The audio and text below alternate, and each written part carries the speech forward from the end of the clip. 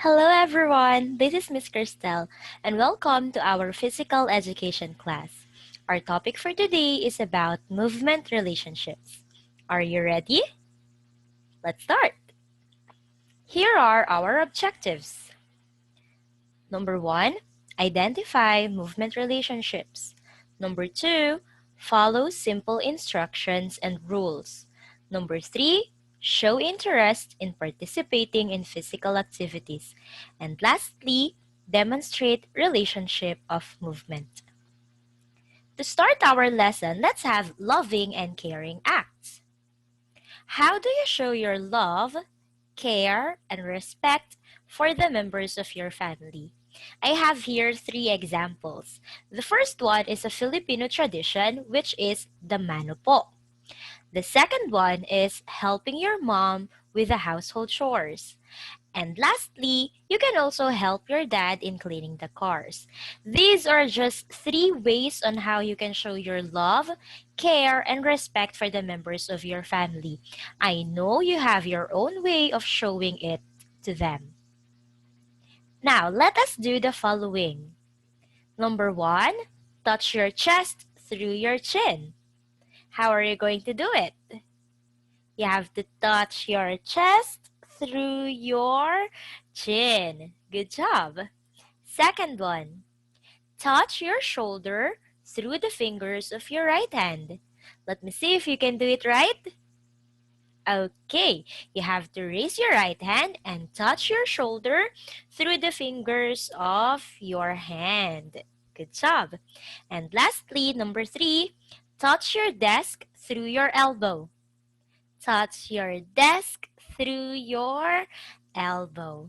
So these activities are related to our discussion for today. All of this have movement relationship. Now, what do we mean by movement relationship? Movement relationship tells with whom or with what the body is connecting as it moves. So let's say, for example, in the activities that we did earlier, when we touch our shoulder with with the fingers of our right hands, the right hand or the fingers of our right hand is connecting to our shoulders, or our elbow is connecting to the desk. So that is what we call movement relationship. Movement relationship also tells the position of the doer of the movement to people and objects. Are you familiar with the preposition of place?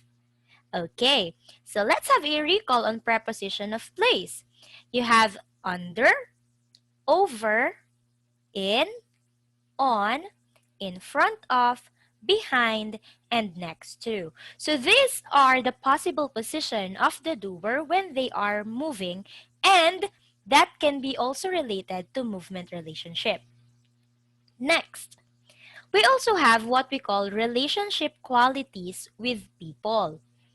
You can be moving alone and within the group.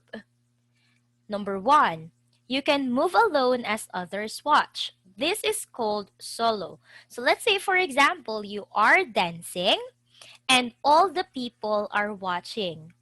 You are dancing alone and everyone is watching. That's what we call solo. Number 2, you move side by side with a partner. You make the same movement at the same time. This is called matching. So let's say, for example, I raise my right hand, my partner raise his or her right hand, and we do it all together at the same time. It is called matching. Number 3, you can move by facing your partner and making the same movements similar to when you look at the mirror, and this is called mirroring. Let's say, for example, I am facing you. When I raise my right hand and you raise your right hand, our hand should be on the same side. That means if I am raising my right hand, you are supposed to be raising your left hand. Then let's have a high five. Good. Next, number 4. You can move by being a leader to a group or being a follower of the leader. This is called leading and following.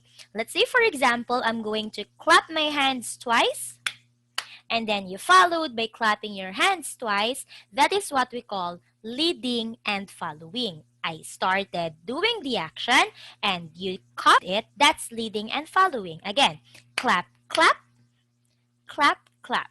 Good job. Next, number 5. You can move by moving quickly to avoid a chaser or reaching to overtake someone. This is called chasing and fleeing. If you are familiar with the game Mataya-taya, you have to run fast, you have to run away from someone who is the chaser, and you are going to flee from them so that they won't be able to tag you. That's what we call chasing and fleeing. Number 6, you can move toward your partner and then away from your partner. Toward means you are going near them and then away from your partner. And number 7, you can move by dodging. Dodging means moving quickly to change direction, pathway, and or speed to avoid a player or an object. If you're familiar with the game dodgeball, you are going to throw a ball, or someone is going to throw a ball, and you have to avoid the ball. And how are you going to do that? By dodging, meaning moving quickly to change direction and avoiding the ball. Are we clear? Now, let's have a recall of the following movements. Number 1, solo. Number 2, matching. Number 3, mirroring. Number 4, leading and following. Number 5, chasing or fleeing. And number 6, dodging. Now, let's have a simple activity. I want you to get your boards. Count to 5. 1, 2, 3, 4, and 5. Okay, find out the movement relationships in the following activities. So you have to identify if it is solo, matching, mirroring, leading and following, chasing or fleeing, and dodging. Number 1, select a partner. One is the leader and the other is the follower. The leader does a movement and the follower copies the movement. What movement is it? 5, 4, 3, 2, and 1. The correct answer is leading and following. Very good. You have the keyword leader and follower. Next. Number 2. One is the tagger and the other one is the runner. Again, one is the tagger and the other one is the runner. 5, 4, 3, 2, 1. The correct answer is chasing and fleeing. So you have the words tagger and runner. Very good. Number 3. Face your partner. Make the same movement at the same time. Face your partner. Make the same movement at the same time. 5, 4, 3, 2, 1. The correct answer here is matching. Teacher, why is it matching? You are moving at the same time. If you raise your right hand, your partner should also raise his or her right hand. Are we clear? Okay, let's proceed to our next topic, movement relationship with moving or stationary object. Relating with objects. Movement relationship with objects is the position of the player or doer of an activity related to a piece of equipment. So I have here prepositions of movement. You have across, you also have around, away from, down, into, off, onto, out, over, past, through, toward, under, and the last one is up. Now, how do objects move? Objects move in different ways. It may be straight, circular, back and forth, or curved. Moving objects may bounce, roll, slide, fly, or fall.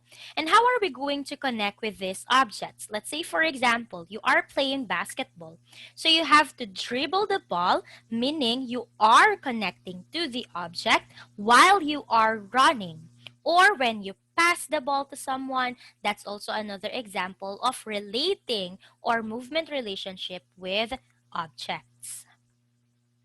Following directions and rules. Of course, when we are moving or when we are creating a movement, we have to follow directions and rules. And how are we going to do it? Number one, listening is paying attention. Listening is different from hearing.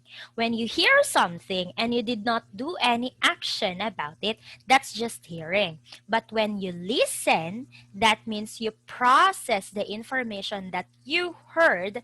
That's paying attention or listening, which is very important. And instructions are also called directions. Let's say, for example, I ask you to clap twice. And when you clap twice and not thrice, that means you are listening carefully and you are paying attention. Clear? Okay. Now let's have our Bible verse. Love each other with genuine affection and take delight in honoring each other. So just like in our motivation activity earlier, we show our love by doing actions, by moving. You can hug your parents, or you can do the mano po or the Filipino tradition. And let's have our reminders for today. For number one, do go and learn and movement workshop in the LMS